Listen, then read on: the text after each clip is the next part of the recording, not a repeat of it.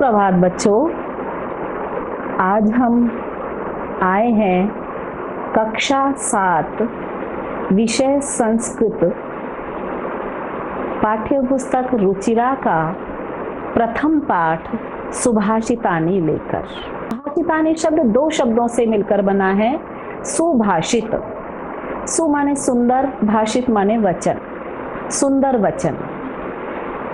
सुभाषितानि में महापुरुषों के सुंदर वचन, सूक्तियाँ या नीति पूर्ण बातें बताई जाती हैं। तो यही आज हम इस पाठ में पढ़ेंगे। श्लोक के माध्यम से क्या क्या बताया गया है ये हम अब इन श्लोकों में पढ़ेंगे। पहले श्लोक में बच्चों आप पढ़ोगे कि मूर्ख और विद्वान जो रत्न मानते हैं वो किसको मानते हैं। पृथिव्याम त्रीणि रत्नानि जलम अन्नम सुभाषितम मूढ़ै पाषाण खंडेषु रत्न संज्ञा विधीयते। पहले श्लोक में बताया गया है कि पृथिव्याम त्रीणि रत्नानि, पृथिव्याम माने पृथ्वी पर, सप्तमी विभक्ति का रूप है। और सप्तमी विभक्ति आपको पता है कि में और पर, जिसका अर्थ होता है कि पृथ्वी पर त्रीणि माने तीन, रत्नानि माने तीन रत्न हैं। क्या क्या? जलम अन्नम सुभाषितम। पेंसिल हाथ में रखिए, ये दो शब्द हैं, जल और अन्न। जलम अन्नम सुभाषितम।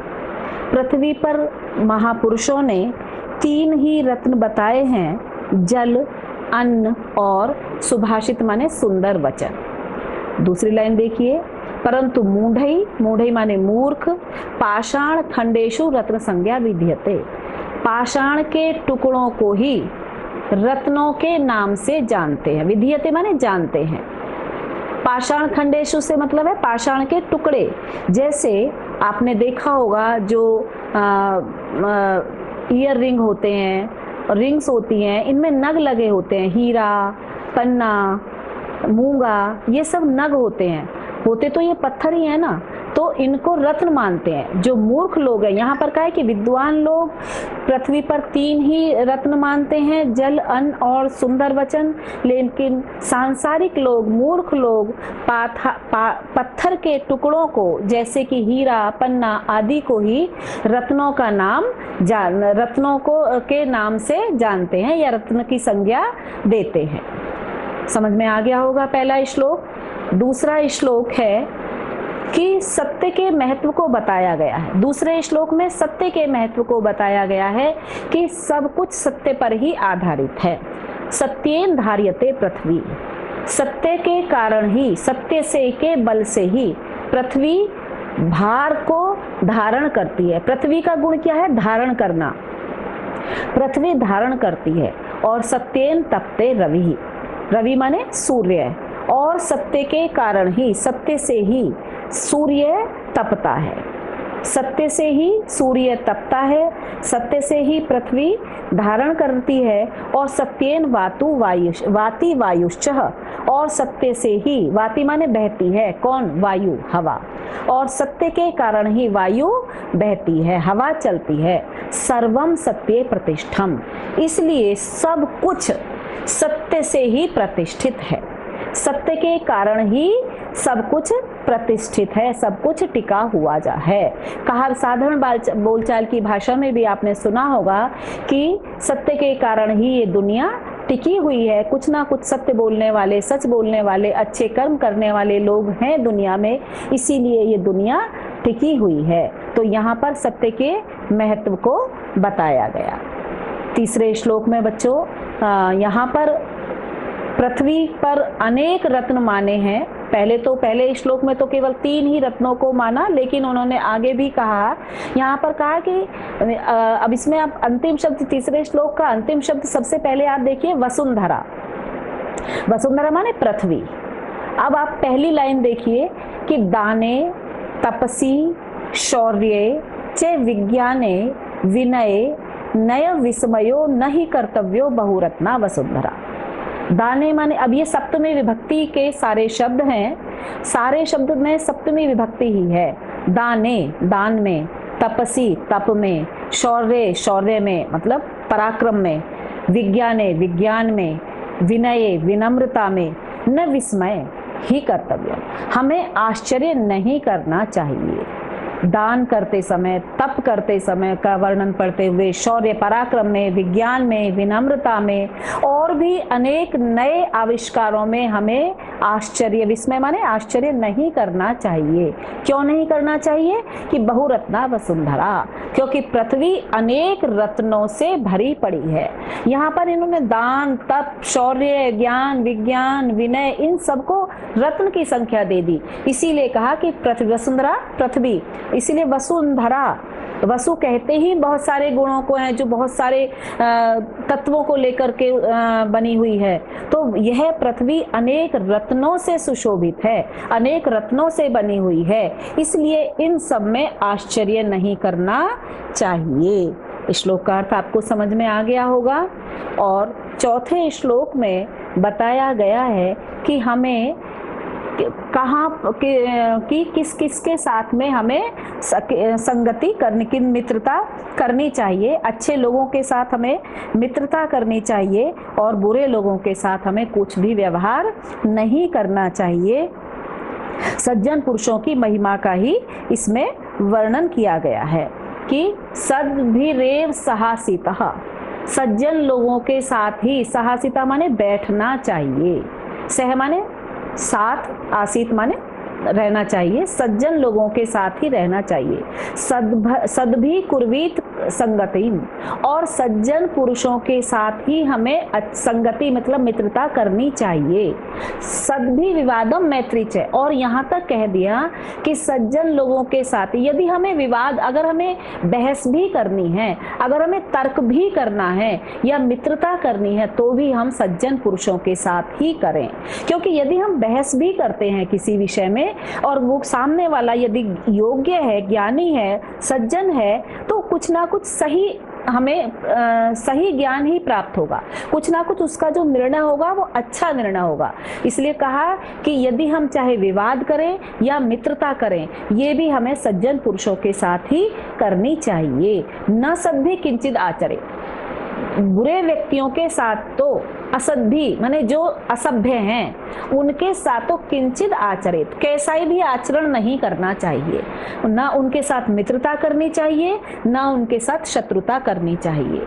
क्योंकि कहा जाता है कि जो बुरे लोग होते हैं उनसे मित्रता भी बुरी और शत्रुता भी बुरी। तो जो यहाँ पर भी इसी श्लोक के माध्यम से ये बताया गया है कि हमें जो कुछ भी करें, हमारा जो भी व्यवहार हो, वो सज्जन पुरुषों के साथ ही हो। हमें अगर हम बैठें, अगर हम किसी के साथ मित्रता करते हैं, अगर हम किसी के साथ संगति करते हैं, अगर हम किसी के साथ यहाँ तक कि झगड़ा भी करें, तो वो भी सज्जन पुरुषों के साथ ही करें, ना असभ्य लोगों के साथ तो हमें कैसा भी आचरण नहीं करना चाहिए। तो बच्चों, अब क्योंकि अब आप कक्षा 7 में आ गए हो, तो मित्रता करते समय हमें इन बातों का भी ध्यान रखना चाहिए कि हम मित्र किससे बना रहे हैं। क्या वास्तव में वो मित्र बनाने योग्य है? क्या वो हमें सही रास्ते पर लेकर जाएगा? कहीं ऐसा तो नहीं कि हमारे जो सचमुच के अपने गुण हैं वो भी अवगुण में बदल जाएं। तो हमें संगति भी सोच समझकर करनी चाहिए। अगला श्लोक देखिए, वो इसमें बताया गया है कि क्या हमें करना चाहिए और क्या हमें नहीं करना चाहिए। धन धान्य प्रयोगेषु विद्याया संग्रहेषु च आहारे व्यवहारे च त्यक्त लज्जा सुखी भवेत्। हमें लज्जा, शर्म कहाँ त्याग देनी चाहिए? अगर कहाँ पर त्याग देनी चाहिए? धन धान्य प्रयोगेषु, धन के प्रयोग करने में। हमारे पास धन तो है, लेकिन हम उनका संकोचवश प्रयोग नहीं कर रहे, उसको हम कैसे कहाँ उसका हम प्रयोग करें, कहाँ उसको हम लगाएं, तो उसमें यदि हम संकोच करेंगे तो उससे कोई लाभ नहीं होगा। तो इन्होंने कहा है कि धन धान्य प्रयोगेषु, धन धान्य के प्रयोग में, विद्याया संग्रहेषु च, और विद्या संग्रह करने में अर्थात विद्या प्राप्त करने में, हमें जहाँ से भी विद्या मिले हमें सीख लेनी चाहिए, हमें ज्ञान प्राप्त कर लेना चाहिए, चाहे वो हमसे छोटा हो, चाहे वो हमसे बड़ा हो, चाहे हमारा शत्रु हो, चाहे हमारा मित्र हो, हमें सभी से, जहाँ से भी हमें ज्ञान की बातें मिलें वो हमें ग्रहण कर लेनी चाहिए, संग्रह कर लेनी चाहिए। आहारे व्यवहारे च, और आहार में भोजन करते समय देखो, यदि आप कहीं गए और आप शर्म में वहाँ पर आपने भोजन भी नहीं किया तो क्या होगा, भूखे रह जाएंगे। और व्यवहार, और अच्छा व्यवहार करने में, त्यक्त लज्जा, त्यक्त माने त्याग देनी चाहिए, लज्जा माने शर्म, सुखी भवेत, वही सुखी रहता है। एक बार फिर से देखो, जो व्यक्ति धन धान्य के प्रयोग में, विद्या को इकट्ठा करने में, आहार में, भोजन करने में और व्यवहार में लज्जा को त्याग देता है वही सुखी होता है, वरना वह दुखी रहेगा। यदि व्यवहार अच्छा नहीं करेगा तो झगड़ा होगा, यदि भोजन नहीं करेगा, शर्म लज्जा में रहेगा, शर्माता रहेगा तो भूखा रह जाएगा, धन धान का प्रयोग नहीं करेगा तो धन की 3 गति मानी जाती हैं, या तो उनको प्रयोग करो या फिर वह गलत काम में प्रयोग होती है, बुद्धि को नष्ट कर देती है। और विद्या के संग्रह में यदि हम शर्माते रहेंगे, झिझकते रहेंगे तो जो हमारे मन में जिज्ञासा है, जो प्रश्न है वो भी हम नहीं पूछ पाएंगे, ज्ञान प्राप्त नहीं कर पाएंगे। तो इसलिए इसमें हमें कहीं बिल्कुल भी शर्म या लज्जा नहीं करनी चाहिए। और अंतिम श्लोक है कि क्षमा वशीकृति लोके क्षमा किम्न साध्यते, शांति खडक करे यस्य किम करिष्यति दुर्जनः। यहाँ पर क्षमा को बहुत महत्व दिया है। एक गुण जो नैतिक गुणों में, मानवीय गुणों में आता है वो है क्षमा करना। आपने भी सुना, क्षमा बड़न को चाहिए छोटन के उत्पात, क्षमा कर देना चाहिए। आपने सभी जगह चलो छोड़ो, क्षमा करो, चलो छोड़ो, माफ करो, ये बहुत जगह जगह पर आपने इन शब्दों को सुना होगा। तो यहाँ पर इन्होंने कहा है कि क्षमा वशीकृत लोके, लोके माने संसार में, क्षमा एक वशीकरण मंत्र के समान है। संसार में क्षमा एक वशीकरण का मतलब है दूसरे को वश में करना, दूसरे की गलतियों को माफ करना, दूसरे को क्षमा करके उसे अपना लेना, संसार में वशीकृत एक मंत्र बताया है।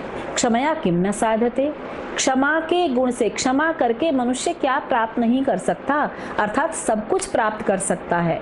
शांति खडक करे यस्य, यस्य माने जिसके, करे माने, अब कर माने यहाँ पे करना नहीं है, करे माने हाथ में, सप्तमी विभक्ति का शब्द है। कर माने हाथ, करे हाथ में, यस्य माने जिसके, जिसके हाथ में शांति रूपी खड्ग है। शांति, खड्ग माने तलवार या हथियार, जिसके हाथ में शांति रूपी तलवार है। किम करिष्यसि दुर्जन है, उसका बुरे व्यक्ति क्या कर सकते हैं। जो शांति प्रिय है, जो क्षमा प्रिय है, उसका दुर्जन माने बुरा व्यक्ति क्या कर सकता है, कुछ नहीं कर सकता। बुरा व्यक्ति भी उसका कुछ नहीं बिगाड़ सकता। जिस व्यक्ति के अंदर शांति का गुण है, क्षमा का गुण है, वह क्षमा से सब कुछ प्राप्त कर सकता है, शांति से सब कुछ प्राप्त कर सकता है। इसलिए बुरे व्यक्ति भी उसका कुछ नहीं बिगाड़ सकते। मुझे उम्मीद है और कि आपको सारे श्लोकों के अर्थ समझ में आ गए होंगे। फिर भी यदि किसी श्लोक का अर्थ या किसी शब्द का अर्थ समझ में ना आया हो तो आप कमेंट्स बॉक्स में जाएं और कमेंट्स करें, आप अपना प्रश्न लिखिए। मैं पूरा प्रयत्न करूंगी कि आपकी समस्या का समाधान कर सकूं।